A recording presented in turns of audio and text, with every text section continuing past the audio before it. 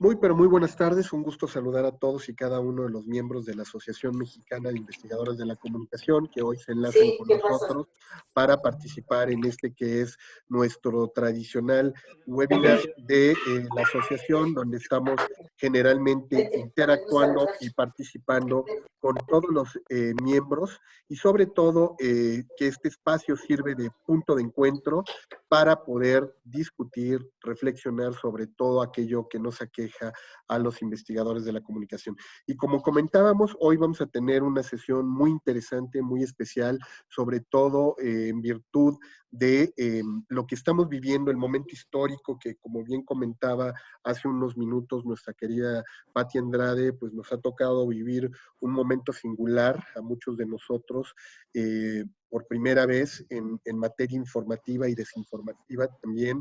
Estamos viviendo estos momentos de saturación informativa, de infoxicación, esto que llaman la pandemia, ¿no?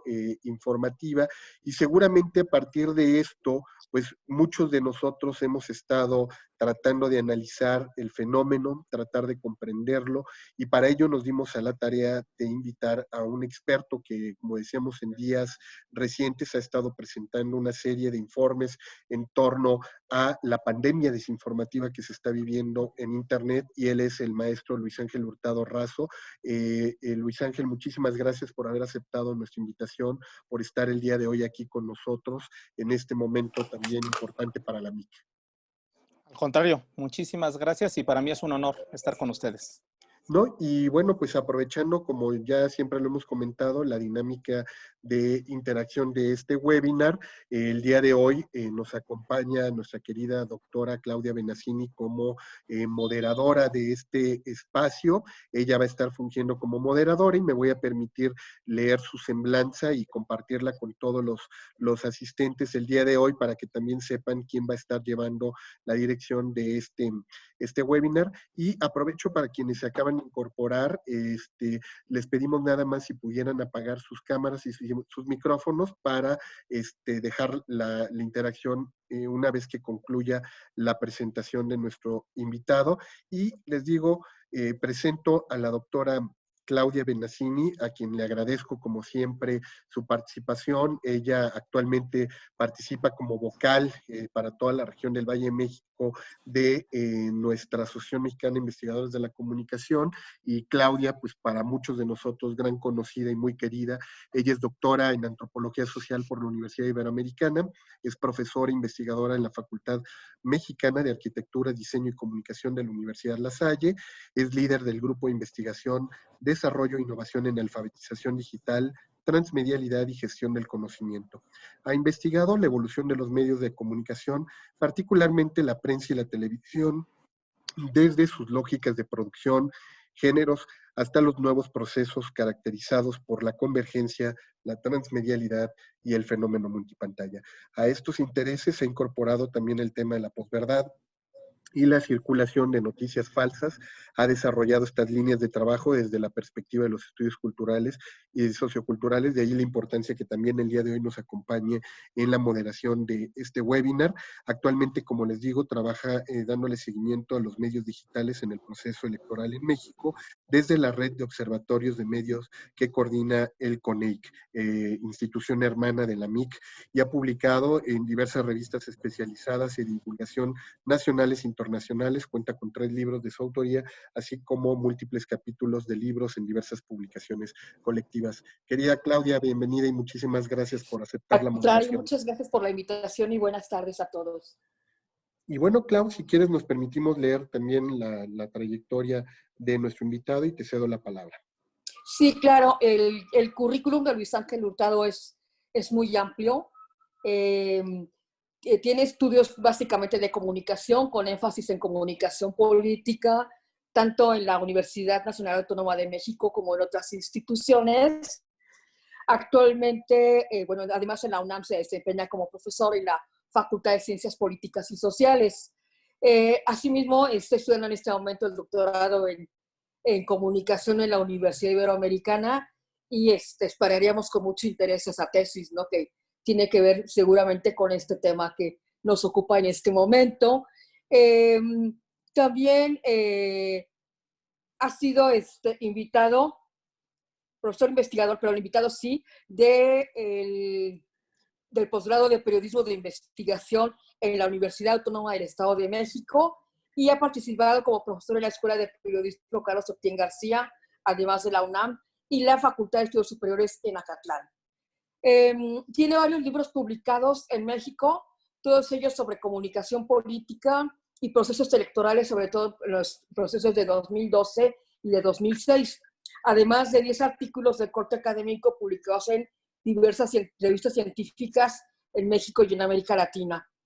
Profesionalmente es director general de la Consultoría de Comunicación Política Aplicada, donde coordina el área de investigación y coordina un trabajo sobre el uso de Internet en México, que ha tenido más de 400 impactos en medios nacionales e internacionales.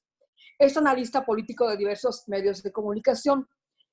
Quisiera tener un poco en esto del estudio sobre el uso de Internet en México, porque ha sido muy replicado, muy comentado, tanto en redes sociales, en Facebook, en Twitter sobre todo, pero también ha sido objeto de distintos artículos, porque desde luego que además de la importancia que tiene el estudio por sí mismo, es un excelente referente para quienes trabajamos en redes sociales y estos asuntos, porque nos permite, creo, tener información de primera mano sobre cómo se está teniendo acceso a los medios nuevos de comunicación.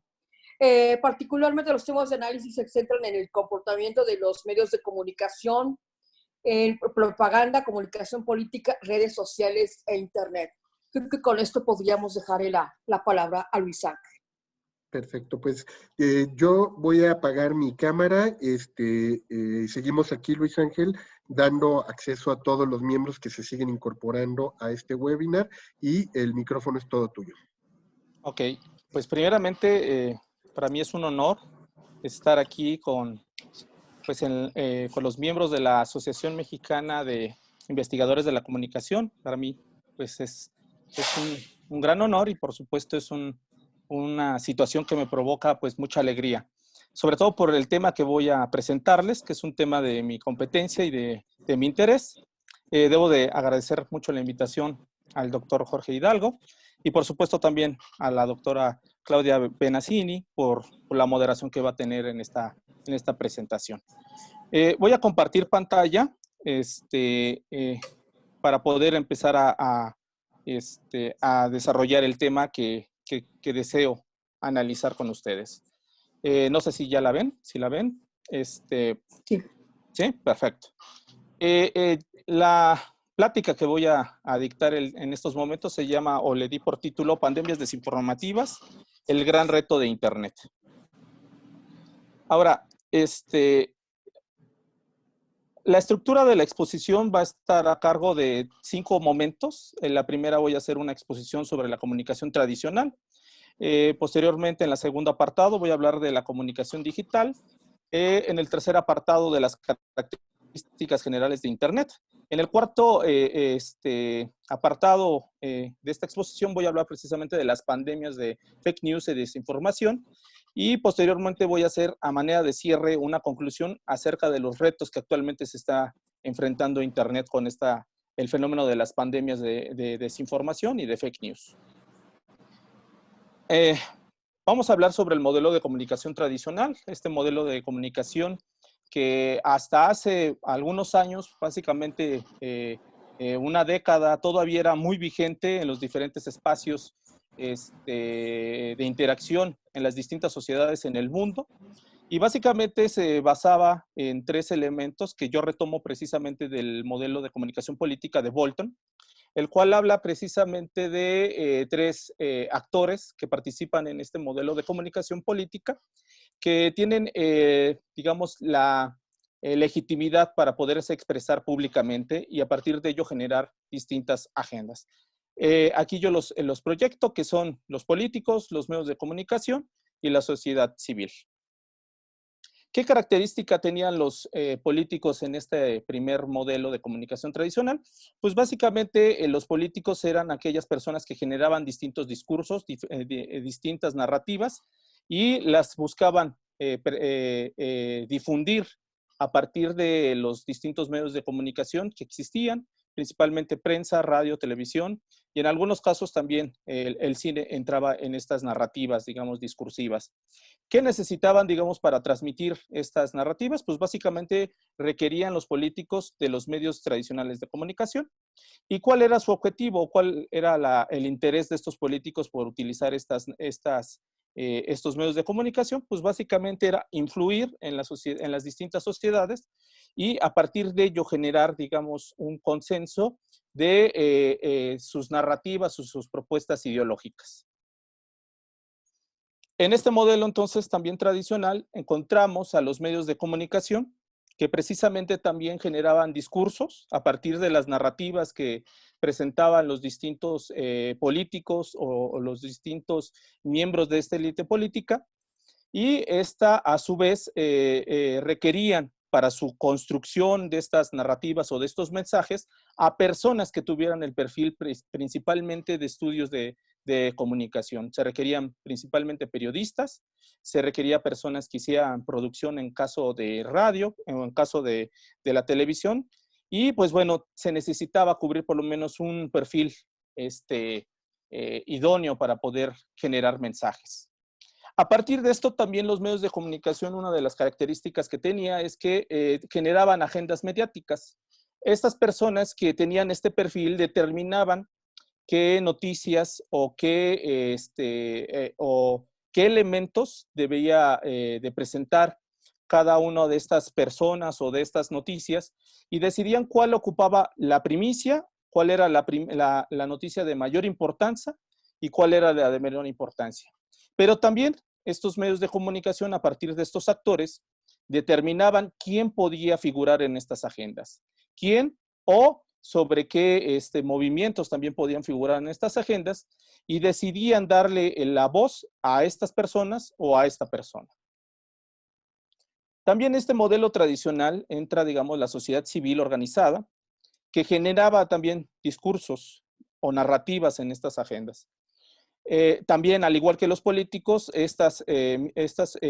miembros de la sociedad civil requerían en ese momento los medios de comunicación para difundir sus narrativas, sus discursos, y con ello imponer, digamos, temas de agenda. También buscaban, igual que los políticos, influir en las agendas mediáticas y, por supuesto, influir en más personas que integraban esta sociedad. También, a su vez, uno de los elementos que es distintivo de este modelo es que los miembros de la sociedad consumían la información que les ofrecían precisamente los medios de comunicación tradicionales, principalmente la prensa, la radio y la televisión. Y con ello también el rol que ejercían, digamos, los miembros de la sociedad civil es que era un rol más pasivo, tenían una participación menos activa, y requerían forzosamente, para poder tener presencia en las agendas, sus agendas, tener presencia en el espacio público, pues que los medios de comunicación tradicionales les dieran apertura a ciertos líderes de estos miembros de la sociedad civil, o también les dieran la oportunidad de que sus agendas generadas tuvieran, digamos, presencia en la agenda mediática. ¿Qué ocurre ahora con el modelo de comunicación digital? En el anterior modelo veíamos que era un modelo más vertical, que se construía de arriba hacia abajo. Ahora, con el modelo digital, pues ya estamos viendo que precisamente ya esa verticalidad ya no existe. Yo todavía, al formular esta presentación, pensaba colocarla de una manera horizontal. Considero que ya ni siquiera es una manera horizontal. Creo que ya es una manera circular, como la estoy presentando actualmente, porque precisamente hoy en día la interacción se da, ya no se da necesariamente con la intermediación de los medios tradicionales. Aquí yo ya coloco los tres elementos que habíamos hablado, pero ya agrego en el ámbito de los medios de comunicación a los medios de comunicación digitales. Por supuesto, en este caso estoy hablando de Internet y las plataformas de redes sociales. Ahora, ¿Qué características ahora tienen los políticos en este modelo de comunicación digital? Siguen generando discursos, por supuesto. Ahora ya no requieren de los medios de comunicación tradicionales para difundir sus discursos.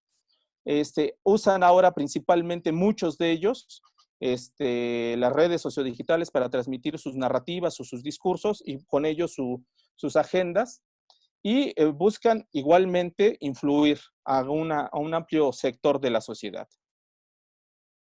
Ahora, en este modelo de comunicación, ya vemos principalmente que ya están en el espacio público interviniendo tanto medios tradicionales, prensa, radio y televisión, pero también ya encontramos que están figurando los medios de comunicación digitales, que es Internet y las redes sociodigitales.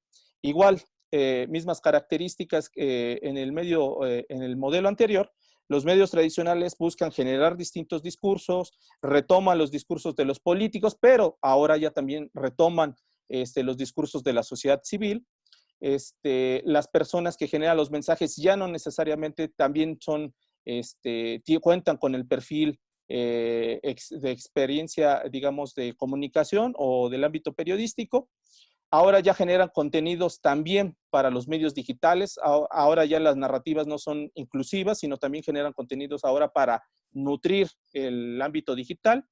Y buscan también igualmente influir en la sociedad. Y pues lógicamente también buscan establecer agendas mediáticas. Aquí todavía la famosa agenda setting tiene presencia. Sin embargo, ahora con la presencia de los medios digitales, vemos que esta agenda setting empieza a diluirse, a ya no tener tanta presencia como la tenía antes. Ahora, los medios digitales, pues igualmente generan discursos que son construidos ahora por políticos y por miembros de la sociedad civil, establecen agendas mediáticas, las cuales son construidas por todos y para todos. Las personas que generan los mensajes no necesariamente tienen el perfil de periodista. De hecho, ya cualquier persona puede generar mensajes. No generan contenidos propiamente para los medios digitales, bueno, los medios tradicionales o los medios, en este caso, generan contenidos nada más exprofeso para los medios digitales y, por supuesto, influyen directamente en la sociedad o buscan influir en la sociedad, en los políticos y también en los medios de comunicación tradicionales. Ahora, este modelo es también característico precisamente por el papel que ya está jugando la sociedad civil. Ya generan múltiples discursos, establecen múltiples agendas, ya se compone de una gran cantidad de agendas que están hoy en día circulando en el espacio público digital.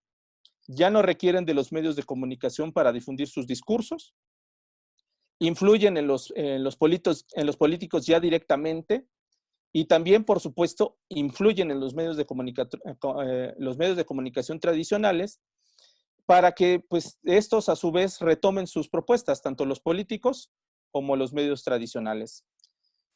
Consumen ahora y generan información. Antes, en el modelo anterior, pues nada más el papel era más de consumo. Ahora ya no, ahora se consume y también se genera información. Tienen mayor incidencia o participación directa con los medios de comunicación tradicionales y, por supuesto, en el ámbito digital. Con esto, antes de entrar a este tercer elemento que quiero destacar en mi presentación, vemos que con la llegada de Internet llegaron también nuevos actores, hubo apertura también para nuevos temas, empezaron a circular nuevas narrativas que antes no se discutían en los medios tradicionales, como la equidad de género, como el derecho a los animales, el derecho a las minorías y por supuesto también llegaron narrativas en pro del cuidado del medio ambiente.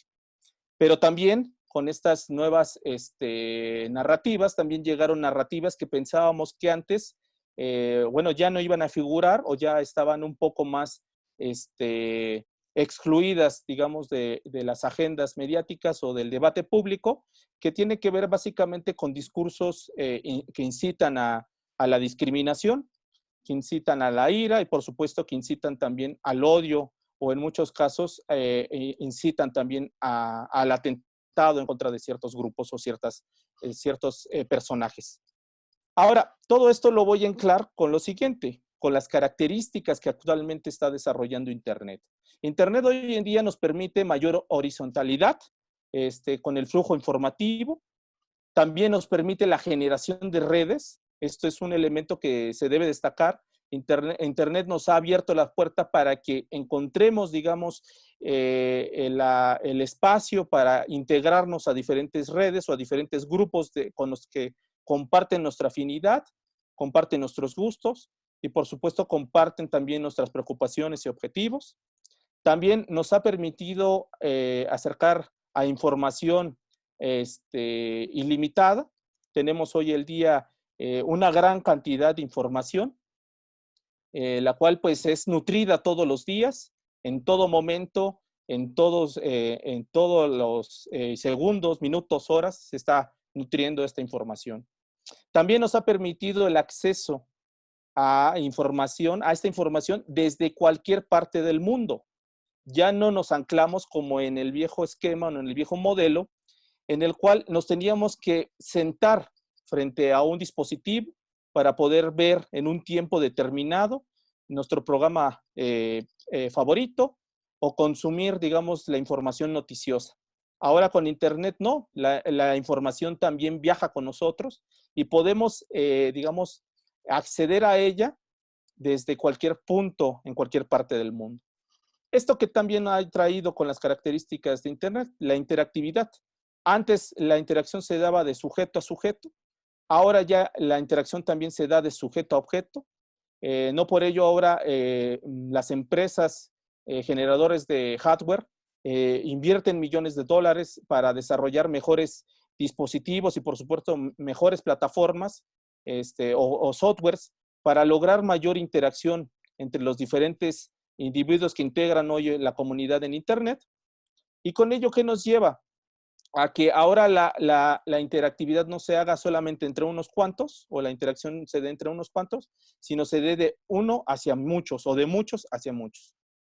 ¿Qué otro elemento o qué otra característica tiene Internet? Pues que es atemporal. Tú puedes consumir en cualquier momento cualquier información que sea de tu interés. Con ello ya la información, a diferencia de otros momentos o del antiguo modelo, la información tiende a caducar, pero también a volverse a revivir, tiende a volver a renacer. Mensajes, hoy vemos que hace años compartían ciertos actores políticos, publicaban en sus distintas redes sociales. Hoy en día, esos mensajes que ya habíamos creído que estaban en el pasado, también renacen y son atraídos o traídos al actual presente. También Internet nos ha permitido precisamente la virtualidad, conectarnos precisamente no necesariamente para estar presentes. Hoy en día un claro ejemplo de ello es que estamos aquí reunidos en este espacio, estamos en diferentes partes de la República o en diferentes partes del mundo y estamos aquí y no necesariamente estamos en un espacio físico para poder desarrollar, digamos, esta actividad. Otro de los elementos que también ha traído Internet es la velocidad con la que fluye actualmente la información. Esta velocidad ha traído o ha generado poner en dinámicas de caos a muchos gobiernos y, por supuesto, a muchos medios de comunicación, porque ahora la información surge y cuando vemos que la información fluye y surge de una manera inmediata, muchos medios de comunicación se han visto rebasados y también muchos gobiernos también han llegado a sentir, digamos, la presión de la velocidad en la cual se está transmitiendo esta información. Con ello, ¿qué ocurre? También Internet ha permitido la construcción social del contenido que actualmente o de la información que está circulando en este metamedio que muchos autores han definido. Para ello, yo he dicho y he formulado la siguiente frase, que es, en el viejo modelo nosotros consumíamos la información que se nos ofrecía, a la hora que se nos establecía y desde un lugar específico. Ahora, con este nuevo modelo de comunicación, nosotros consumimos la información que deseamos, a la hora que queremos y desde el lugar que más nos gusta o más nos sentimos a gusto. En esta cuarta parte de mi intervención, ya hablaré propiamente de lo que es el corpus central de lo que determiné como pandemias de la desinformación o las pandemias de las fake news.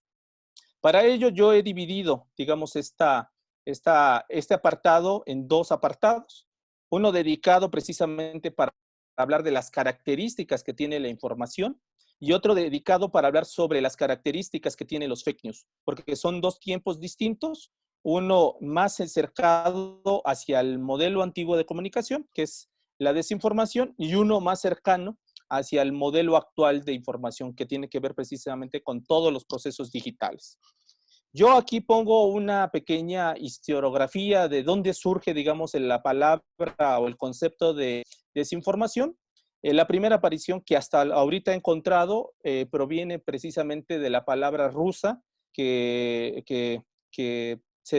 la palabra rusa, desinformatia, la cual fue utilizada principalmente en el siglo pasado, en los años 20, precisamente en el contexto del triunfo de la Revolución de Octubre, esta revolución que cambió, digamos, la forma de organización del Estado en la Rusia imperial a la Unión de Repúblicas Soviéticas Sociales, bueno, socialistas, y que en ese momento empezó a circular este concepto.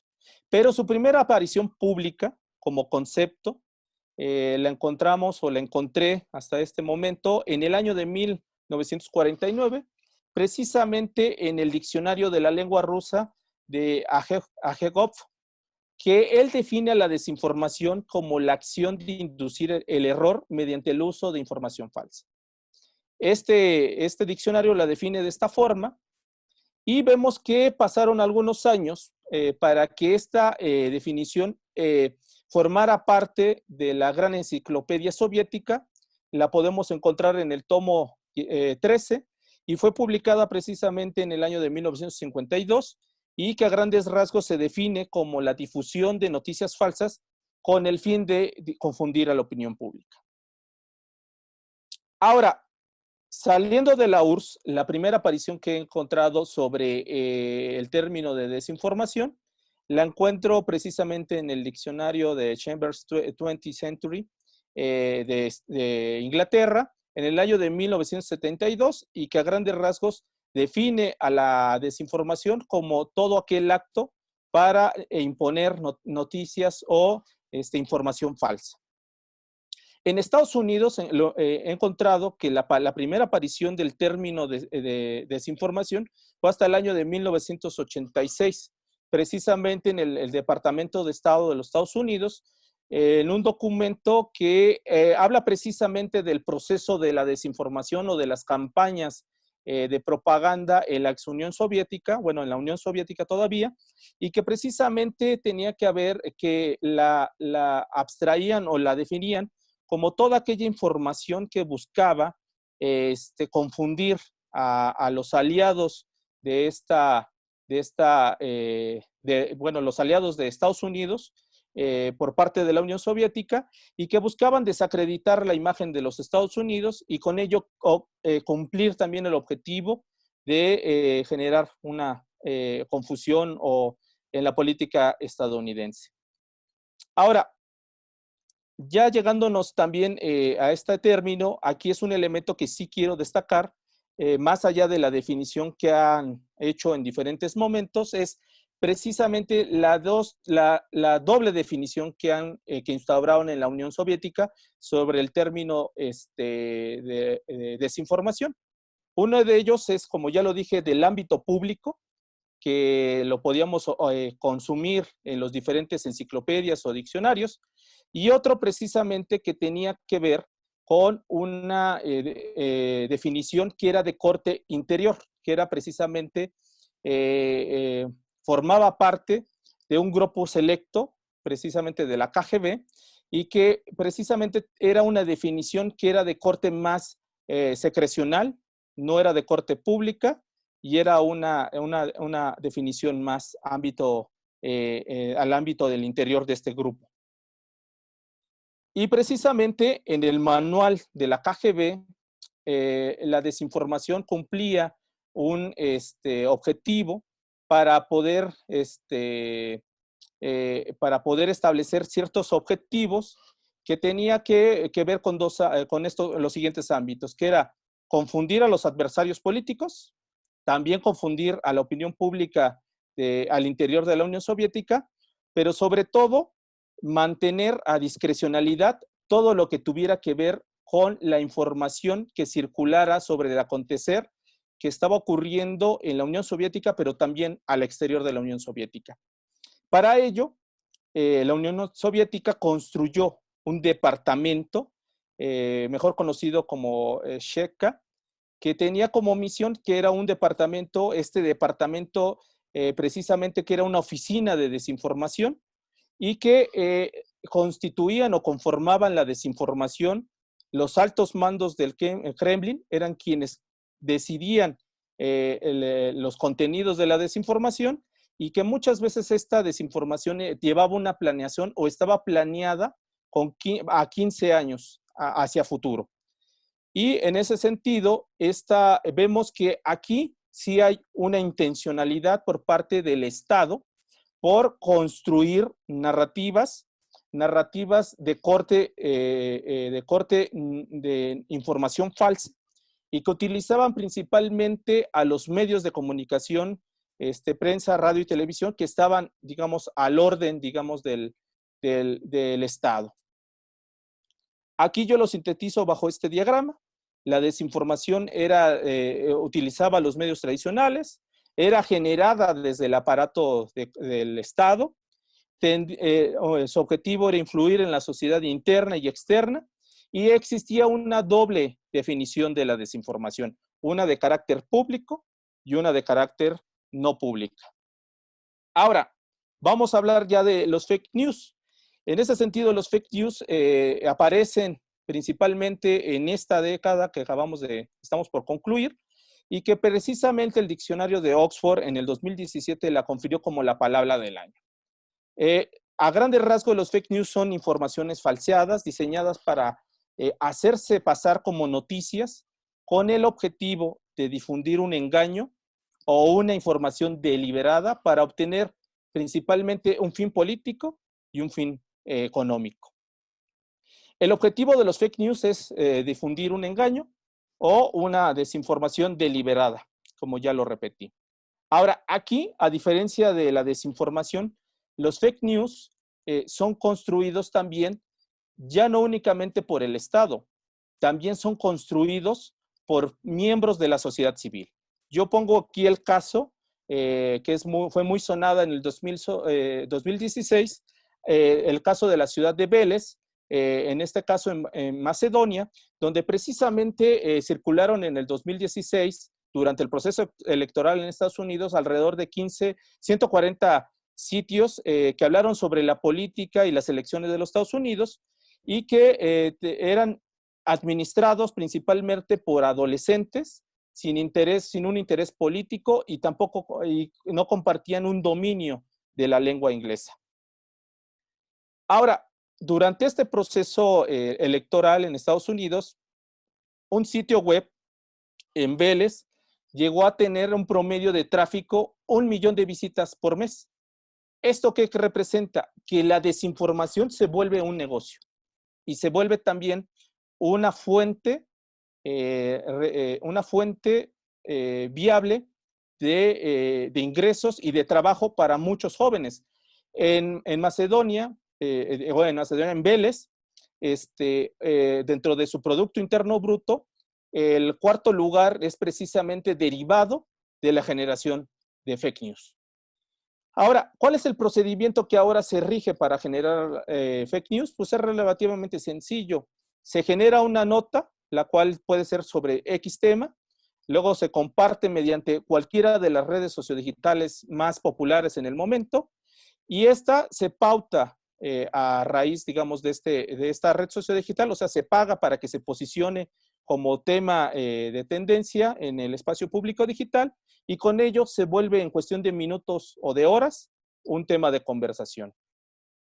Esto también se vuelve tendencia gracias al algoritmo de Facebook, que genera principalmente o es generado no solamente de Facebook, sino de la dinámica de las distintas redes sociodigitales y de Internet, bajo la lógica del famoso fenómeno mejor conocido como la cámara de eco, que es yo sigo lo que quiero, a las personas que quiero y que comparten ciertas afinidades. La gente que no comparte mis gustos ni mi opinión queda fuera de esta cámara. Con ello genera una resonancia al interior de esto y nada más nos informamos como nosotros creemos que es esta realidad.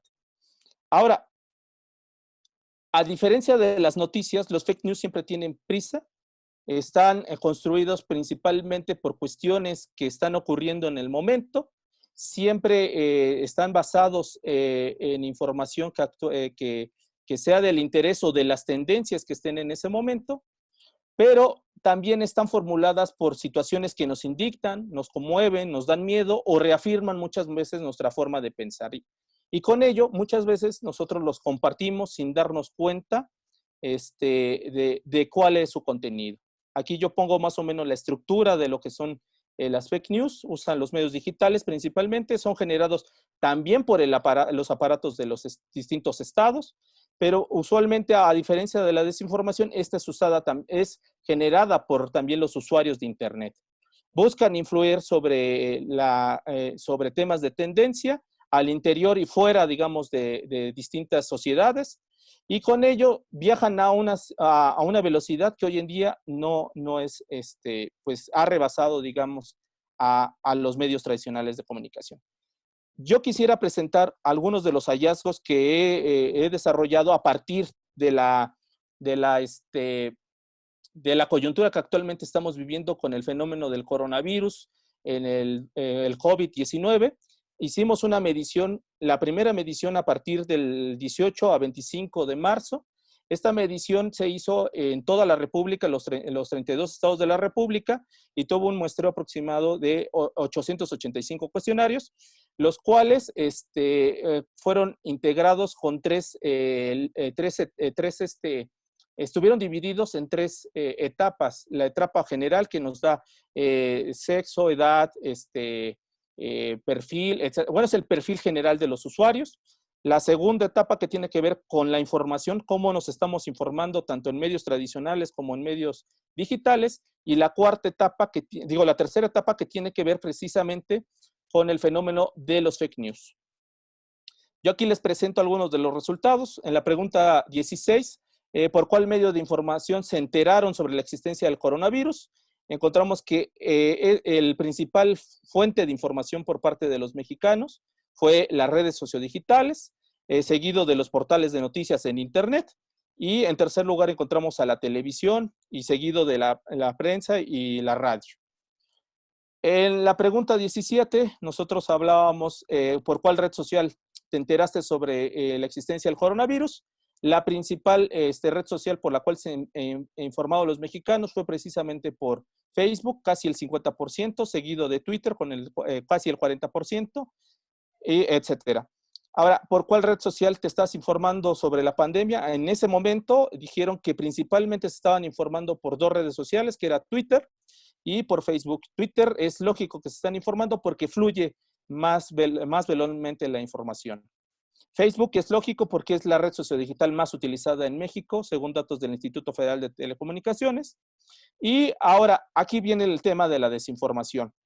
Nosotros les preguntábamos en los últimos 5 días si habían recibido información falsa. El 83% de los entrevistados dijo que en su momento sí había recibido información falsa. ¿Cuáles eran las redes sociales que les habían compartido esta información falsa? En primer lugar estaba Facebook con el 41% de los entrevistados, seguido de WhatsApp con el 38% de los entrevistados, casi en un empate técnico con estas dos redes sociodigitales. Y posteriormente, la siguiente pregunta que les hacíamos es, ¿quién les envía esta información falsa? Aquí el dato que yo quiero destacar, y es precisamente que yo estoy haciendo inferencia de que existe una estrategia orquestada por ciertos grupos o algunos grupos para generar todas estas olas de información falsa. y tiene que ver precisamente con el elemento de quiénes te envían la información falsa, los desconocidos. El 29.8% de los entrevistados dijeron que les habían compartido información falsa, gente que no pertenecía a su círculo cercano de sus distintas redes sociodigitales. Seguido posteriormente de los amigos, con el 31% de los entrevistados. Ya básicamente entramos en el terreno de cuál es la red donde más información les habían enviado. Ya lo había dicho, que es WhatsApp y Facebook. Y por último, ¿por qué creen en esta información? Aquí hago el desglose de todos los elementos que nos arrojaron. ¿Por qué creían en esta información falsa? Que va desde títulos, encabezados, la presentación de la información, que se las enviaba a su familia, sus amigos, personas del trabajo, centros de estudio, que la difundía un periodista, un medio de comunicación, una institución del gobierno, un organismo internacional, la difunde un político o un partido político. Nosotros a raíz de eso preguntábamos quiénes creían que estaban generando la información falsa. ¿A quién está generando información confiable? Perdón, aquí. ¿Quién consideraban que estaba generando información confiable? Aquí están los diferentes indicadores que arrojaron este estudio. Encontramos que en primer lugar estaba el subsecretario de Salud, lo cual es lógico porque él es el que está dando la información en tiempo real, bueno, en tiempo oficial más bien, y los diferentes actores. Vemos que los medios de comunicación y los periodistas se encuentran en una tercera y quinta posición. ¿Y qué arroja todo esto? Ya para concluir mi participación y dar paso a lo que son las preguntas que quieran formular, que precisamente hoy en día estamos entre un dilema muy grande, y ese es el reto que tiene actualmente Internet. Principalmente que estamos viendo que hay personas que están generando deliberadamente información falsa y que muchas veces esta información falsa es propiciada para desacreditar actores políticos, a instituciones, a gobiernos, a diferentes empresas también, pero uno muy importante que son aquellas personas que en un momento generaban información que considerábamos verídica, que son los medios de comunicación y los periodistas. Por ello, yo aquí presento unas conclusiones. ¿Cuál es el mayor reto? Pues acercar o generar que los usuarios tengamos mayor información de calidad y que por supuesto sea cierta. Evitar precisamente la propagación de los fake news en el espacio público digital, y con ello, ¿qué va a derivar? Pues que estos fake news ya no contaminen tanto este espacio público digital y por lógica también en el espacio público real, y por ello construir una mejor deliberación entre los usuarios de Internet que a su vez consoliden o busquen consolidar mejores procesos de carácter democrático. Y con ello, ¿qué vamos a lograr también? Pues que se erradiquen discursos que inciten al odio y por supuesto también a la intolerancia. Con ello, pues les agradezco mucho este espacio para poder conversar con ustedes. Cedo la palabra y el micrófono para quien quiera preguntar. Nuevamente agradezco a la MIC este espacio y por mi parte es todo. Muchas gracias. Más bien, muchas gracias a ti, Luis Ángel. Nuevamente le cedemos la palabra a nuestra moderadora, la doctora Claudia Benassini, para que pueda iniciar la interacción. Si quieren prender cámaras y micrófonos, de preferencia en la parte lateral donde aparecen todos los participantes en su módulo, tienen la opción con botón derecho de activar la manita para levantarla. Si no, por favor, si nos lo pueden indicar, aunque sea a través de la cámara, para que Claudia pueda identificar quiénes quieren interactuar con nosotros, se los vamos a agradecer muchísimo. Claudia, adelante. ¿No te escuchamos, Clau?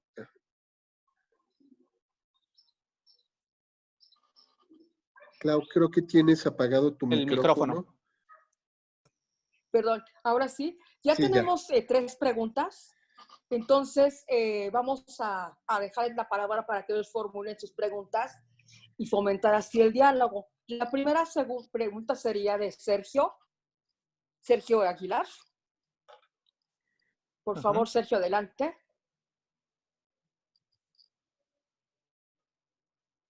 También si puedes encender tu micrófono. Bueno, buenas tardes. ¿Sí? Adelante. Ahí está. Hola, no sabía la dinámica, entonces empecé a poner mis preguntas aquí en el chat, pero ahora las repito. Bueno, muchas gracias por la presentación. Yo tenía 3 preguntas. La primera es respecto a la diferencia que nos señalabas al principio de tu presentación entre los medios tradicionales y los digitales. Tú indicabas que en los segundos uno puede leer la información que desea en el lugar que desea. Y bueno, yo aquí me preguntaba si realmente es eso lo que acontece, ¿no? Si yo leo la información que deseo, cuando pues no leo la información que deseo, leo la información que se oferta, ¿no? Entiendo y estoy de acuerdo, no ignoro que hay una mayor oferta, pero no es una oferta que yo desee, es la oferta que existe, ¿no? Creo que esa precisión sería importante, ¿no? Porque si nos quedáramos, creo yo, con la idea de que yo leo la información que deseo, entonces quiere decir que yo deseo leer noticias falsas o que las noticias falsas se plantean como lo que yo deseara leer, ¿no? Bueno, esa era mi primera pregunta. No sé si lanzo las 3 o me quedo con esta y se responde, o cuál sea la dinámica. Yo creo, Sergio, que puedes formular las 3 Okay. para que Luis Ángel pueda ver si las abarca en una sola respuesta o qué, Claro. y después que haya más posibilidades. Ok. En la página 22 de tu presentación enumerabas características de las fake news, pero me daba cuenta de que las mismas características, tal cual tú las escribías, aplicaban perfectamente igual a noticias, pues, reales, ¿no? Entre comillas, por llamarlas de algún modo, ¿no? Eran noticias que apelaban a encabezados, que trataban de hechos que están en boga. Entonces, si checas esa página, me daba la impresión, era la página 22, que todas esas características aplicaban exactamente igual para noticias reales. Entonces, ¿cómo podríamos establecer esta distinción? Y la última pregunta que tengo, eso es una cuestión, creo yo, mucho más precisa. Entiendo que obviamente nos diste nada más el resumen de las preguntas de la encuesta, pero sería bueno que tal vez nos contaras cómo sabía el usuario que había recibido información falsa. O sea, la pregunta era si ha recibido, y la gran mayoría dijo que sí, pero no se aclaró cómo sabía el usuario que sí la había recibido en algún punto, ¿no? Y bueno, esas son las 3 preguntas. Gracias. Ok. ¿Quieren que conteste estas 3 primero o hacemos? Sí, esa sería la dinámica. Bueno, sobre la cuestión de la información, ciertamente no necesariamente vamos a encontrar tal cual la información que nosotros queremos, pero sí la información que en llegado momento es más cercana a nuestros intereses. Por eso, en ese sentido, nosotros seguimos a ciertos actores, seguimos a ciertos medios de comunicación, seguimos a ciertos políticos, a diferentes líderes de opinión, porque precisamente esa es la información que más se acerca a nosotros. Es como vernos en un espejo o tratar de vernos en un espejo. Lógicamente, el espejo no va a reflejar exactamente lo mismo, o no va a buscar reflejar exactamente lo mismo. Eso por una parte. La segunda, me preguntabas acerca de las características de la información real y la desinformación, pues precisamente ese es el interés de la desinformación o de los fake news, que buscan que se conformen bajo las características que tiene la información real. Por eso son hoy en día a veces tan difíciles de detectar que muchas veces hasta periodistas de mucho prestigio, de muchos años, han caído o han sido presas de esta desinformación o de esta información falsa. Eso por una parte. Eso por una parte. Ahora, la tercera elemento que tú me preguntas de cómo se enteraron que era información falsa, sí hay una pregunta que no incluí en este muestreo porque precisamente acoté toda esta exposición a 45 minutos y es un estudio que abarcó aproximadamente 73 preguntas, muchas de ellas de corte cerrado y otras de corte abierto. ¿Cómo se percataban de que era información falsa? Porque precisamente hay una pregunta que les formulábamos de cómo se dieron cuenta. Pues básicamente la gran mayoría decía que porque un compañero del trabajo, un compañero de su familia, o un compañero de la escuela, o se habían percatado en las mismas redes sociales de que habían caído presas de la desinformación. Habían sido parte, digamos, de noticias que habían circulado como verdaderas y que realmente eran falsas. Ok, gracias, Luis Ángel, gracias, Sergio. Le damos la palabra, por favor, a Pati Andrade, porque tenemos todavía varias preguntas, ¿sí? Gracias. Mira, Luis, me encanta tu trabajo. Creo que yo lo respondí por ahí, con la curiosidad de conocer las preguntas.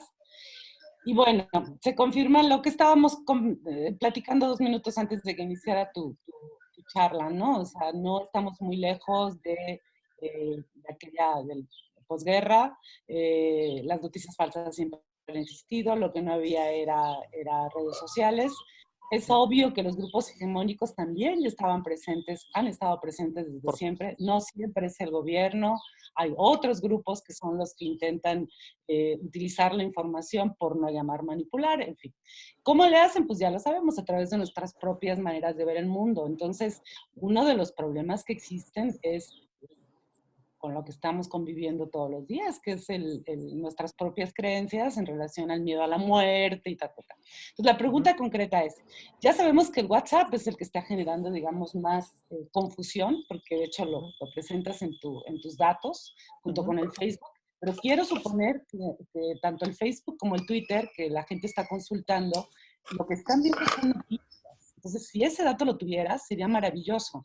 Si en tu encuesta logras detectar que lo que la gente está viendo en Facebook y en Twitter son noticias de periodistas y de medios de comunicación, se confirmaría la hipótesis de que estamos en un momento oportuno para que los periodistas y los trabajadores de los medios nos tomemos en serio esta oportunidad para empezar a confirmar que es el chance para el periodismo. Entonces, sí, de alguna manera lo dices al final, en tu última diapositiva, queda como muy claro que están consultando medios de comunicación y periodistas. Entonces, quisiera saber si puedes proporcionar esa información, para mí sería muy valiosa.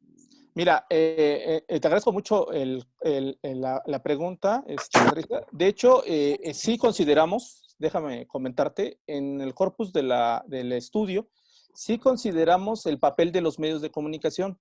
De hecho, hicimos una escala de cuánto credibilidad cada medio de comunicación le está confiriendo los entrevistados. Hicimos una escala de 0 a 10 y por cada medio, desde prensa, radio, televisión, internet, por supuesto, ahí metimos los portales de noticias y redes sociales. Y a cada uno de estos, las personas respondían conforme a la creencia y también le depositaban si la información, la desinformación o los fake news se habían originado desde estas fuentes informativas, que son la prensa, la radio, la televisión o las redes sociales e internet. Sí tengo ese dato, con mucho gusto yo te lo comparto. De hecho, lo voy a hacer público, déjenme decirlos. A partir del día de mañana, trabajamos arduamente para que a partir del día de mañana el estudio esté completo en la página de Comunicación Política Aplicada y lo puedan consultar ahí directamente. Ahora, déjenme decirles que este estudio lo realizamos previo a entrar México a la segunda fase de contingencia. Fue cuando se declaró por parte de la OMS como pandemia mundial y se realizó en esa etapa.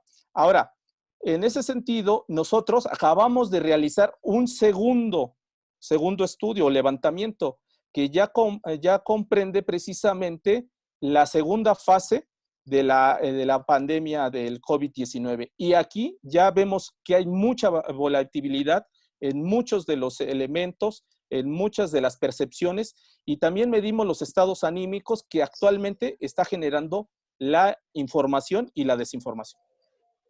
Solo una pregunta antes, pero sí tienes el dato de que cuando consultan Facebook o Twitter, ¿están consultando medios? Okay. Sí, lo tenemos. Sí, lo tenemos. Checo tu página, Comunicación Aplicada, ¿no? Sí, claro que sí. Gracias, muy amable. No, ¿de qué? Gracias, Luis Ángel. Sergio te agradece la respuesta a sus preguntas. Y también Jorge Hidalgo acaba de poner en el chat la dirección electrónica, en donde podrán consultar a partir de mañana los resultados de este estudio. Mayra, por favor, si quieres tener tu intervención. Sí, buenas tardes. Me integré un poquito tarde, pero alcancé, creo que la parte muy importante, entonces no quiero retrasar.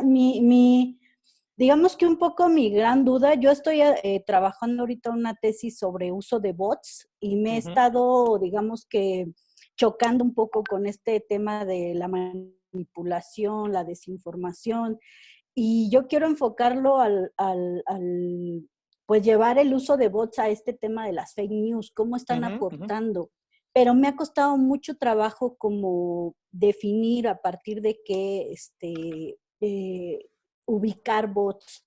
Entonces, ya tengo una metodología, pero mi duda es si ustedes en este estudio tienen algún elemento de ese tipo en el que ustedes estén viendo este fenómeno, o sea, pensando que finalmente la propagación de las fake no es por públicos orgánicos, sino también a partir de ciertos elementos tecnológicos.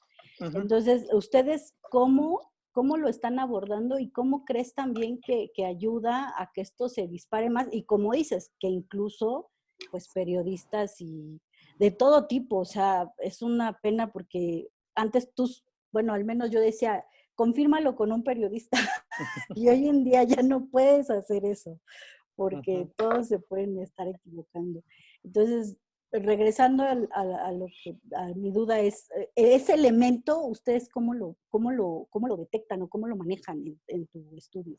Mira, te agradezco, Mayra, por la pregunta.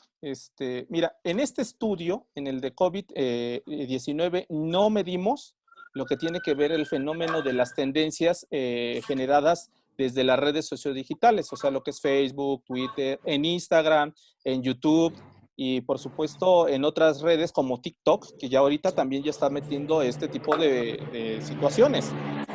Nosotros no, en este estudio del COVID-19 no medimos esto, pero desde el año pasado nosotros hemos hecho estudios por cada una de las redes sociodigitales, desde Facebook, Twitter, Instagram, WhatsApp y por supuesto YouTube. Y ahí sí medimos precisamente el papel que están jugando las tendencias en la desinformación. Ahí sí viene esta parte. Ahora, del caso de la vinculación que tú haces con la desinformación, hoy en día la desinformación va mucho de la mano, o los fake news van de la mano, de una estrategia no solamente de generar la noticia y esparcirla de una forma pautada, sino que hoy en día también la estrategia parte de que hay granjas de bots o granjas de personas que están a partir de eso compartiendo esa misma información, o también, no solamente granjas físicas, hay algoritmos de cuentas robotizadas que están compartiendo esa misma noticia en N cantidad. Esto que provocó que el año pasado en Estados Unidos principalmente Twitter decidiera poner un filtrado para eliminar todas estas cuentas automatizadas con el fin, con el simple hecho de evitar la propagación pautada por una parte y por otra parte automatizada de lo que es la desinformación, ¿sí? Porque precisamente la desinformación cuando se vuelve tendencia, lo vivimos ayer con el caso de la alza de la luz, ¿no? Que corrió por ahí el rumor y se volvió tendencia en Twitter. Ya estaban todos linchando a Bartlett y al gobierno, etcétera. Y me asombró que muchas personas, periodistas destacados, líderes de opinión, inclusive también grandes académicos, cayeran, digamos, en esta tendencia y fueran parte, digamos, de esta oleada que se está constituyendo con la velocidad de la información que actualmente está circulando en las redes sociales. Con mucho gusto, en la página de Comunicación Política, ahí tenemos más información y datos sobre ello. Yo estoy construyendo actualmente un libro sobre cómo utilizamos las redes sociales en México, y también estoy construyendo un libro precisamente de los fake news y todo este aparato que actualmente se está conformando. ¿Sí? Muchas gracias. Gracias. Consulto la página. Claro que sí. Muchas gracias. José Luis, por favor. No sé si tenías problemas con el audio. No sé voy. Ahí voy. Perfecto. Ahí voy. Bueno, la pregunta, doctor, yo quisiera hacerle dos cuestiones. ¿Cómo califica los mensajes de los influencers, youtubers, de este periodismo que usted menciona que cualquiera puede mandar mensajes? ¿Cómo califica ese periodismo en redes y el periodismo profesional, que son los medios tradicionales? Vemos en las mañaneras a un grupo que ahora argumenta tener un periodismo peticionario, gestionario, entre lo que el pueblo bueno solicita al gobierno y eliminar a las oficinas de atención ciudadana. Esa es una primera pregunta. Y la segunda, ¿ha analizado los mensajes tanto de fakes como de noticias en la teoría de la argumentación? Ahí se puede detectar si hay argumentación o no hay argumentación, sino simplemente golpeteo, denuncia, descalificación. Gracias por sus respuestas. Ok, muchas gracias, José Luis. Primera pregunta, el caso de los influencers. Bueno, los influencers jugaron un papel sumamente importante, o más bien están jugando un papel importante en la denominada cuarta transformación y en el espacio público digital actualmente. Ahora, ¿qué tanta credibilidad debemos de conferirlo? Yo creo que aquí debemos de cuestionarnos si realmente esos influencers tienen las características o el perfil que debe de tener una persona para configurar información. O sea, yo creo que para esto sí debemos de regresar, lo platicaban antes de iniciar la sesión, tanto la doctora Benassini como Patricia, comentaban precisamente si es el momento ahorita para volver a profesionalizar la información que está circulando en Internet. Y precisamente con ello, ¿qué quiero dar a entender? Que muchas veces la gente o estos influencers, al tener la posibilidad de poder generar contenidos y narrativas, habla de cualquier tema sin a veces tener no solamente el perfil idóneo, sino también no contando con el expertise que detona, digamos, esta dinámica que actualmente estamos viviendo en las redes sociales. A mí me asombra todos los días cómo las personas de repente, el año pasado eran expertos en cuestiones de aeronáutica, de repente se volvieron ingenieros petroquímicos, de repente se volvieron expertos en seguridad y de repente, y volaban así, las mismas personas, ¿sí? En ese sentido. Por ello yo confiero y sí parto de la idea de que debemos de conferirle, digamos, los medios de comunicación a las personas que se están formando para la comunicación, y con ello pues a lo mejor vamos a encontrar un mayor rigor en la construcción de la información. Ahora, también quiero hacer un apartado en ese sentido de que qué diferencia tienen estos llamados youtubers o influencers de los actuales o de los anteriores personas que están también tras los micrófonos, tras las pantallas o también tras las notas informativas que escribían en los medios tradicionales de comunicación. Hay muchas personas que también, aprovechando, digamos, esos espacios de privilegio, hablan a veces sin tener conocimiento sobre el tema específico. Eso para contestar la primera. La segunda era, si no me falla la memoria, era sobre, si me puede recordar, José Luis.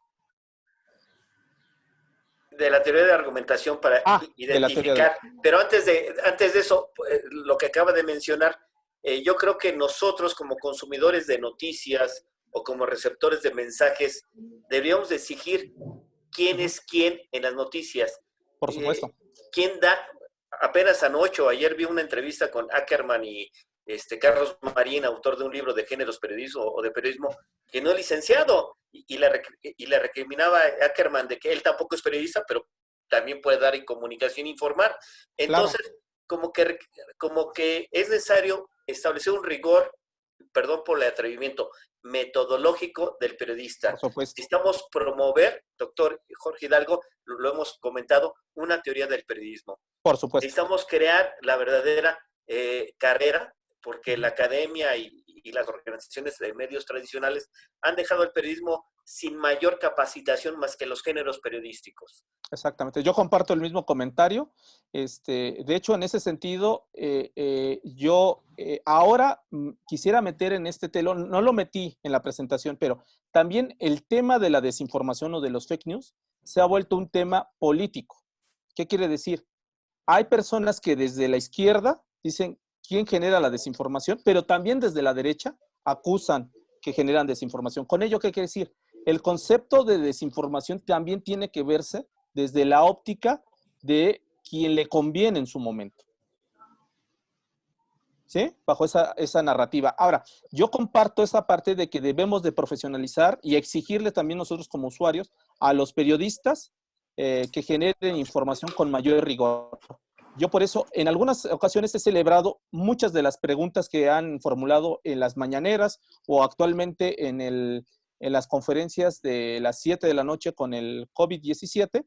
He celebrado muchas preguntas, pero también he sido crítico de muchas preguntas que no van ni al caso.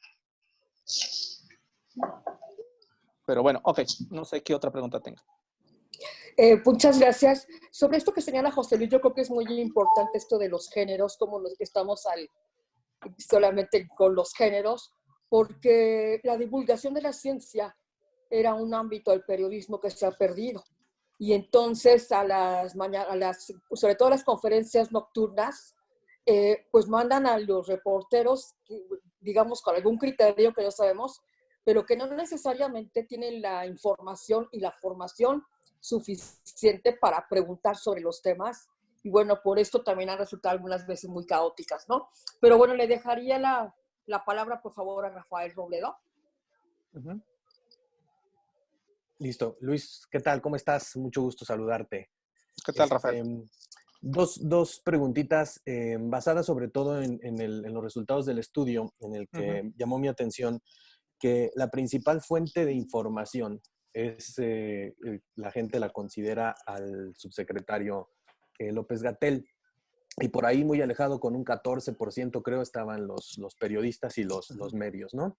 Entonces, en este contexto, las dos preguntas. La primera, ¿no crees que estamos siendo demasiado ingenuos en pensar que el gobierno no nos miente? O sea, ¿no crees que más allá de las habilidades de comunicador del subsecretario, que son innegables y que son extraordinarias, pero pareciera que el rayo purificador que tiene consigo el presidente ha alcanzado también esta parte de que, pues, si sale él, lo dice y es verdad. Y creo que eso, a mi juicio, es un pasito atrás de esta sociedad crítica que hasta el 30 de noviembre de 2018 cuestionaba y no le creía nada al gobierno. O sea, yo quisiera ver si el doctor Narro hubiera salido a dar estas conferencias, a ver cómo le iba, ¿no? O cuál era la reacción, el humor social. Entonces, no estaremos siendo muy ingenuos pensando que por el rayo purificador de Andrés Manuel, ya el gobierno no miente, no genera desinformación, no tiene también pues los mismos grupos de bots. O sea, es innegable que los tiene incluso en las conferencias una línea completa de influencers, como los llamaron, ¿no? La segunda es, también tiene mucho que ver con la anterior. ¿Cuáles serían los retos para las escuelas de periodismo, las escuelas de comunicación? Sobre todo en esta misma lógica de pensar que cada mañana el presidente se para enfrente y dice, es que los medios ya no se necesitan, ya no necesitamos periodistas. ¿Por qué? Porque yo me paro aquí todas las mañanas y les digo lo que ustedes tienen que saber. Y entonces ahí sí yo entro en conflicto, porque si yo quisiera entrar a estudiar ahorita periodismo y comunicación, pues yo diría, bueno, ¿y de qué sirve esto si a la gente al que todo le cree dice que no se necesita, que la comunicación ya es directa, que no debe haber trabajo de mediación ni de reporteo? Serían mis preguntas, Luis. Gracias. Gracias, Rafael. Bueno, la primera pregunta, pues claro que todo gobierno miente. No es único la desinformación no es un caso aislado o único. Actualmente las fake news son únicos de la sociedad o de todos aquellos actores que estén, digamos, de oposición en contra del gobierno. No. También el gobierno genera desinformación. También genera tendencias, eso es muy cierto. Hay estudios que han comprobado que hay una red una red muy bien orquestada, desde el gobierno o desde grupos cercanos a esta simpatía con el gobierno, que actualmente pues generan tendencia, pero sobre todo critican a todos aquellos que cuestionen las políticas que actualmente está llevando a cabo el gobierno de la Cuarta Transformación. En ese sentido, la desinformación, yo lo he dicho, no respeta ni género, no respeta clase, no respeta edad. La desinformación también no respeta, es generada también por estas mismas características. No es pura al 100% para cualquier, para la sociedad o para el gobierno.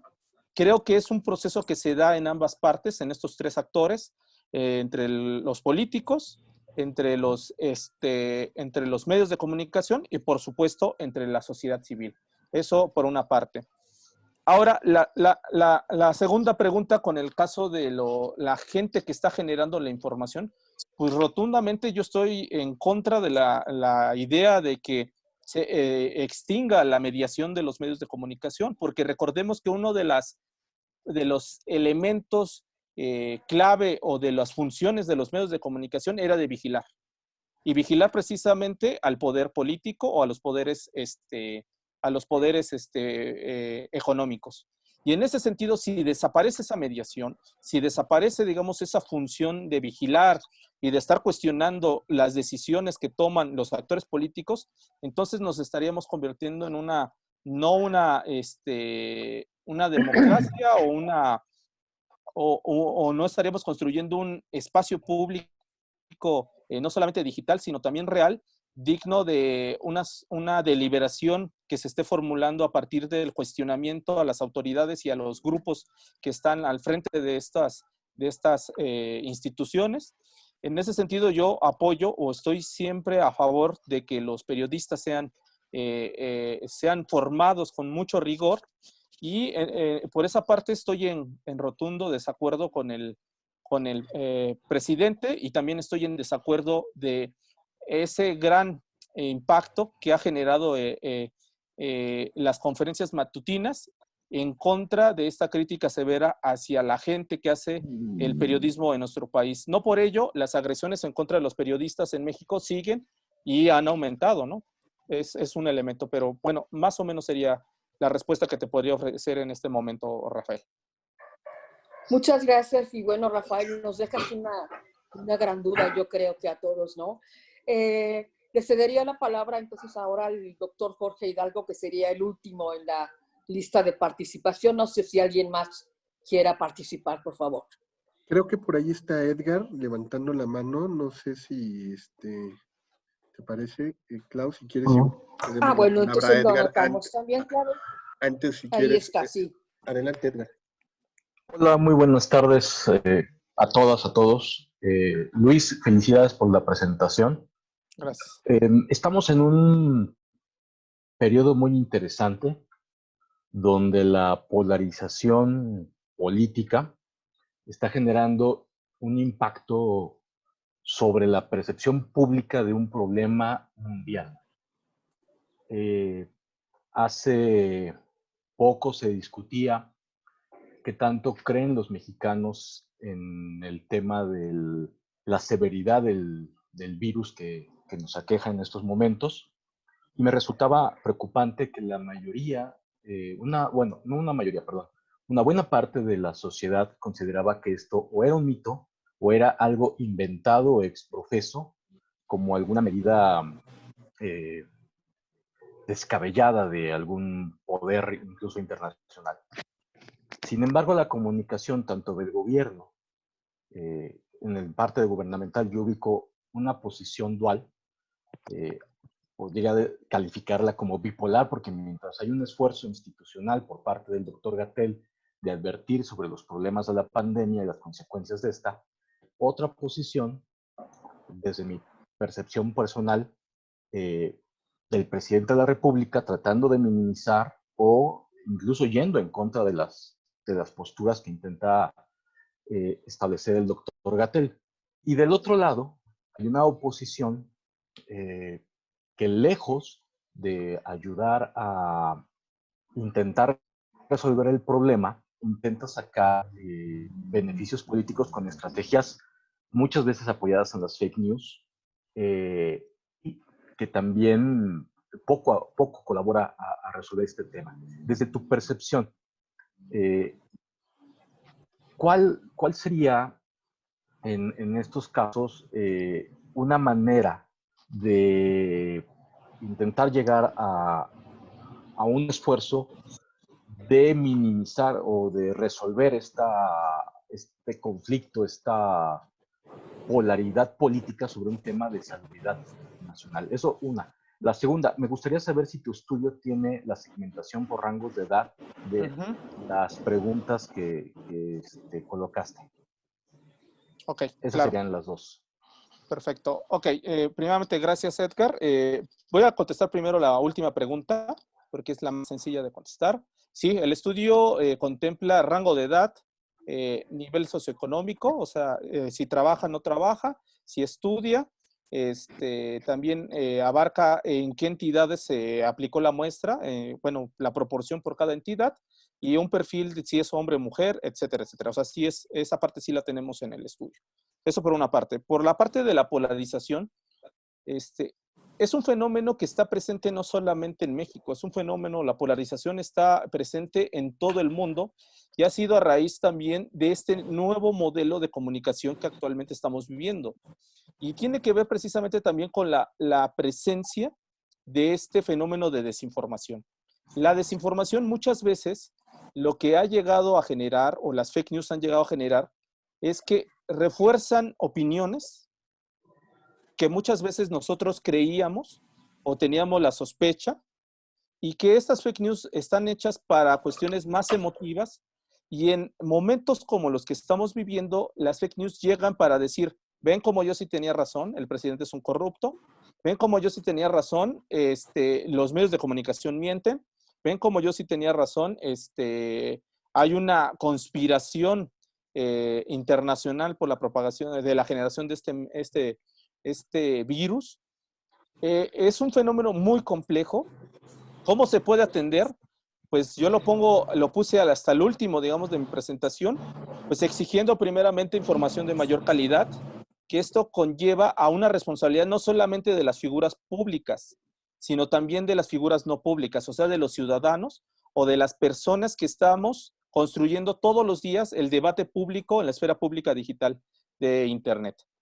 En ese sentido, nosotros, al generar más exigencia, no solamente a los políticos, sino también a los medios de comunicación, ellos se van a ver forzados a mandar a mejores periodistas a cuestionar al presidente, a preparar mejor a estos periodistas, pero sobre todo también al presidente y a los actores políticos, a que ya no reciten una serie de elementos que son más de adoctrinamiento o una narrativa más cercana a estas cuestiones evangélicas, que más bien den datos fehacientes, reales, y con ello vamos a lograr, digamos, aminorar esta brecha que estamos viviendo actualmente en estos escenarios de polarización.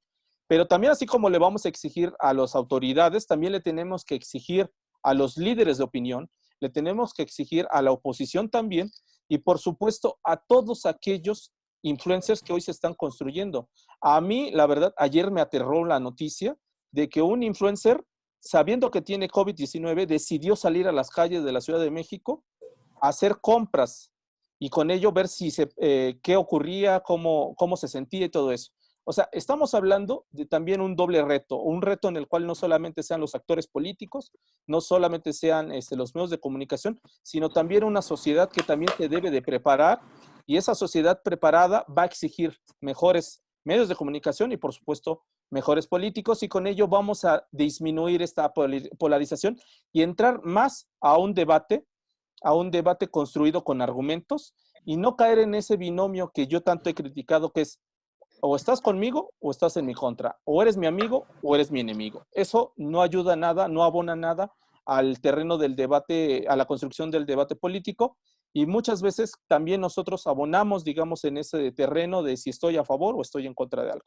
Creo que esa sería, a grosso modo, una forma de disminuir los fenómenos de la polarización. Muy bien, gracias Gracias. por tu respuesta. Yo creo que, bueno, con respecto al influencer, me parece que podemos salir el espacio para comentar que ya están todas las quejas y todas las demandas. El PAN metió por ahí también un recurso. Excelente. Necesitamos entrar a YouTube, a su canal, y dejar por lo menos 30 quejas, que sí las podemos juntar, por si se quieren Perfecto. sumar. 30 Por supuesto. quejas en YouTube, al canal de YouTube, y entonces con esto se lo cierra, una. Y la otra tiene que ver con el asunto de las emociones, que yo creo que la difusión de las fake news también apela mucho a esta cuestión, pero bueno, a lo mejor sería como otro asunto, ¿no? Creo que gran parte, por ejemplo, de esto de la pandemia, el gran rechazo que se tiene hacia los grupos médicos y entre los empleados, los trabajadores, tiene que ver mucho, más que con ignorancia, más que con rechazo, más que con odio, creo que tiene que ver con miedo. Por supuesto. O sea, hay un miedo verdaderamente irracional a contagiar que los obliga a realizar este tipo de cosas, ¿no? Porque, bueno, si son tus vecinos, vas a convivir con ellos el resto de tu vida y los agredes de esta forma, por ejemplo. Pero bueno, dejémosle entonces la palabra a Jorge Hidalgo, por favor. Jorge. Muchas gracias, Clau. Creo que este tema, como bien lo han comentado varios de los que han estado participando a lo largo de este webinar, pues ha resultado más que interesante, sobre todo para seguir en la discusión sobre estos temas complejos, diversos, pero también paradójicos que se dan en esta era de la información y la desinformación, ¿no? Como bien lo decías, Luis, en el sentido de que hoy vemos como una batalla en términos de recuperar la legitimidad perdida de muchas instituciones y de muchos actores. Todo el mundo está tratando de recuperar su credibilidad en el espacio público, pero también dentro de esa búsqueda por la legitimidad estamos viendo, como decías, la aparición de más actores que quieren notoriedad.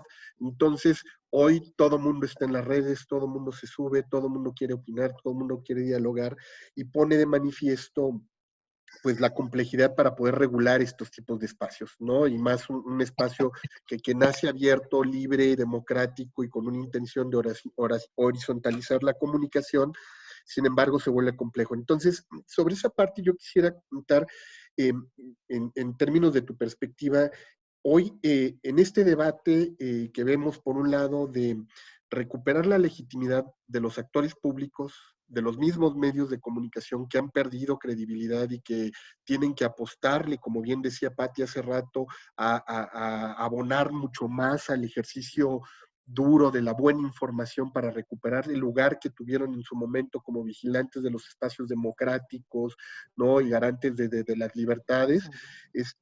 Y por el otro lado, el modelo de negocio. O sea, este punto de equilibrio que tienen que guardar porque, como bien tú lo decías, Twitter anuncia de que ellos van a apostar todo para ganar reputación, ganar legitimidad en un momento de crisis, sobre todo en los próximos momentos electorales, donde van a frenar la venta de publicidad, pero hay otros como Facebook que dicen yo no voy, ¿no? Mi modelo justo es Twitter quiere apostarle a la credibilidad, sin embargo, él sabe que el 50% de las cuentas de las que circulan en Twitter son bots, son trolls, ¿no? Son creadas como cuentas zombies para poder estar ocupando un espacio en la red y no lo frena Twitter. Entonces, como la contradicción de le apuesto, me legitimo, pero mi modelo de negocio no me lo permite, quiero ganar más credibilidad y sin embargo institucionalizo la operación de la noticia falsa y la convierto en parte del Producto Interno Bruto. Y entonces viene el dilema, porque finalmente quien queda en el medio es el usuario, ¿no? El que está ahí a expensas de decir a quién le creo, a la institución, al medio, a lo que circula. Y durante muchos años llevamos hablando de la necesidad de formar audiencias críticas, receptores mejor formados, alfabetizados mediáticamente.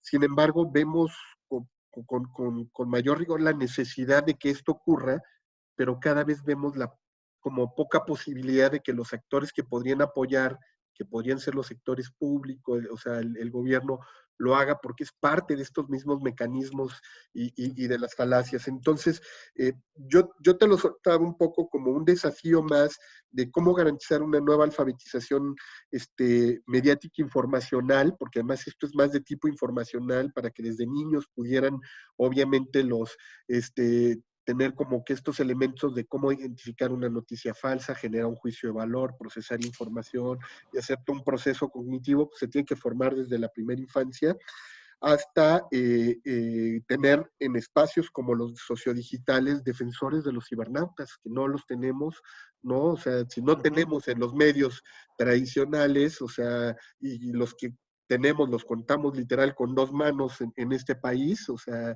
para estos espacios, ¿cómo lo vamos a garantizar para los espacios donde están realmente las nuevas audiencias? Sí, claro, claro. En este sentido, yo estoy totalmente de acuerdo. O sea, ¿qué ocurrió con Internet cuando fue este medio que iba a romper, digamos, esa verticalidad? ¿Qué pasó en este proceso? ¿En qué se convirtió? Yo siempre le he apostado la mejor vía para poder lograr la disminución de la generación de desinformación o fake news es la alfabetización digital. Más que leyes que sí existen en algunas partes del mundo, en España, en Francia, en Alemania, donde se castiga con ciertas castigos económicos o arrestos en algunos casos, creo que el asunto es va más allá, que es básicamente con las audiencias, generando audiencias más críticas. Creo que disminuiría toda la parte que tiene que ver con este fenómeno de desinformación. También la polarización empezaría a disminuir, y hay un fenómeno que a lo mejor no hemos platicado o no lo he platicado en esta parte, que tiene que ver con la posverdad, que es precisamente la generación de la verdad a partir de tu realidad y en quién depositas esa creencia o esa credibilidad. Hoy en día vemos que instituciones que nos costaron, a México nos ha costado muchos años construirlas, hoy en día con un simple tweet o con una simple deliberación desde pues la tribuna todos los días en las mañaneras, vemos que estas instituciones que garantizaban o estaban construidas para mayor transparencia, mayores derechos humanos, etcétera, vemos que empiezan a desquebrajarse y a ser cuestionadas. Y en ese sentido, pues todo aquello que nosotros creíamos, pues empieza a desdibujarse.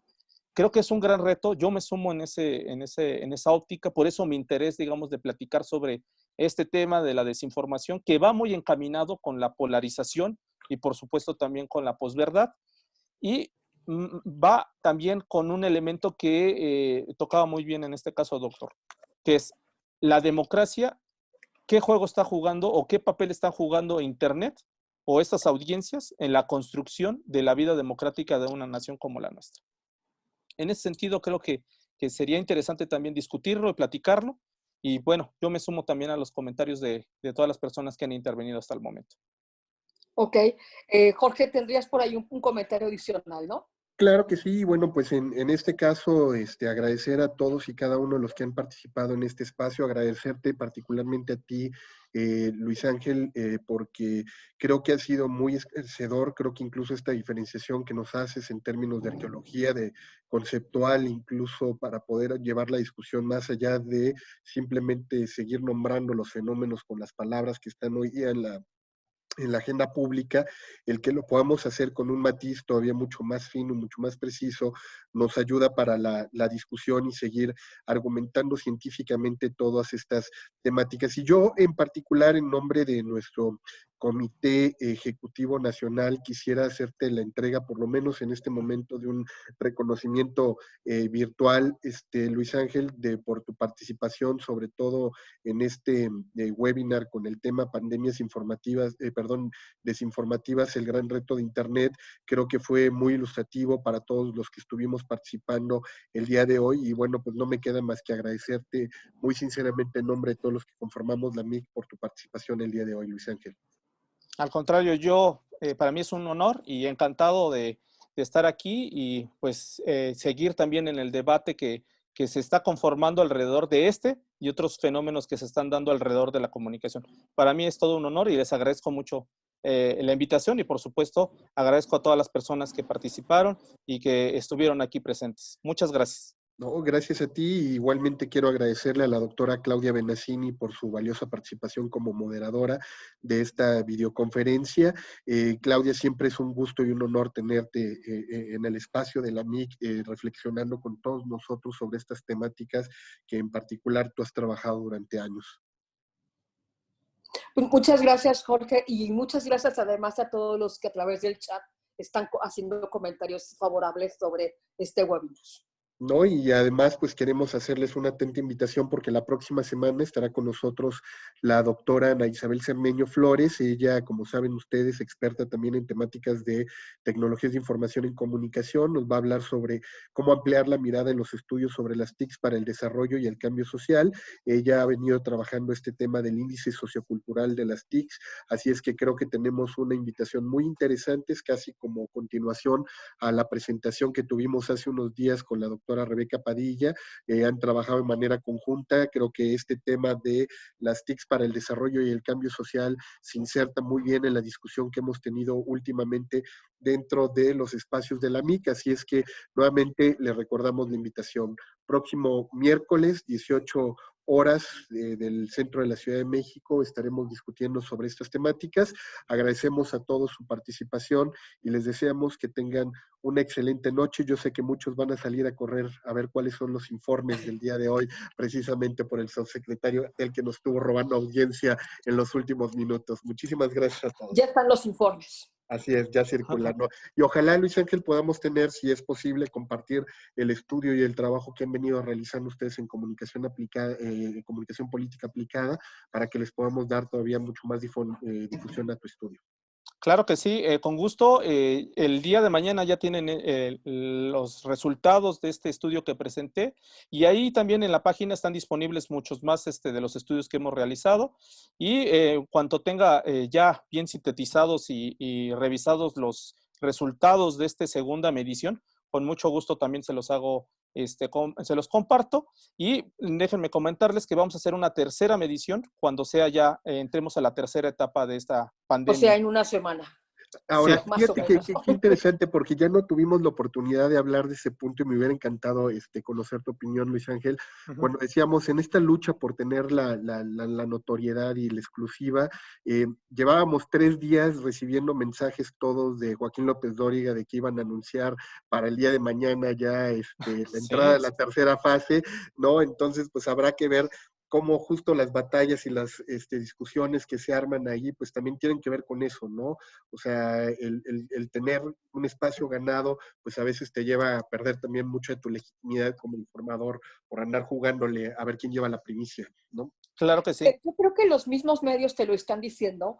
La prensa, con los periódicos que estoy trabajando en este momento, están dedicándole muchos espacios a cómo en distintos estados los hospitales se están preparando. Pero ya, digamos, ese es el tema central de la agenda, ¿no? Los preparativos de los hospitales en distintos estados, lo cual quiere decir que esto es inminente, no mañana, como dice el señor López Dóriga, pero seguramente será la próxima semana o a más tardar en un par de semanas, ¿no? Claro, claro. Sí, de hecho, nosotros queremos hacer esa tercera medición porque vamos a valorar el papel que están jugando los medios de comunicación, la información, por supuesto que está circulándose alrededor de esta coyuntura, el papel que está jugando Internet, las redes sociodigitales, las emociones que se están desprendiendo de todo esto que estamos viviendo y sobre todo también esta parte de los actores políticos y de los actores no políticos, el papel que están jugando, digamos, en esta coyuntura y en especial los medios de comunicación, sobre todo los periodistas. Creo que eso es muy importante. Vamos a hacer estas 3 mediciones para poder, digamos, tener ya un panorama más amplio de cómo se fue dando la tendencia, la percepción de la ciudadanía en cuanto al manejo de los medios de comunicación y en cuanto a la desinformación, por supuesto. De hecho, nosotros realizamos previo a este estudio un estudio dedicado única y exclusivamente a la polarización.